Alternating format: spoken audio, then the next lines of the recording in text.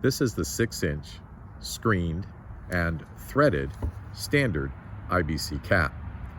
So you're trying to figure out the best way to try to bring your downpipe with your rainwater over to your IBC tote. If you cut a hole in the top of your IBC tote cap and it's too big, then the insects are going to migrate in and out. If you put caulk around it, that means it's going to be nearly impossible unless you disassemble everything in order to get back inside of that tank through that cap area. So if you remove and replace with the 6-inch screened threaded IBC tote cap, now it's much less painful, and we can just end the piece of downpipe just above the screen.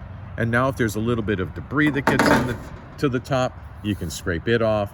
But the basic feature of this is you've got the double screen, and that keeps the insects from migrating in and out of your IBC tote. So again, this is the 6-inch threaded and screened IBC tote cap. 6 inches is a pretty standard for the caps that fit on the IBC tote. And again, we're taking a look at the screen. You can see the 1/4x1/4 wire, and it's supporting the insect screen on the top. Thank you for watching, and we know that you'll be happy with this screened and threaded IBC tote cap.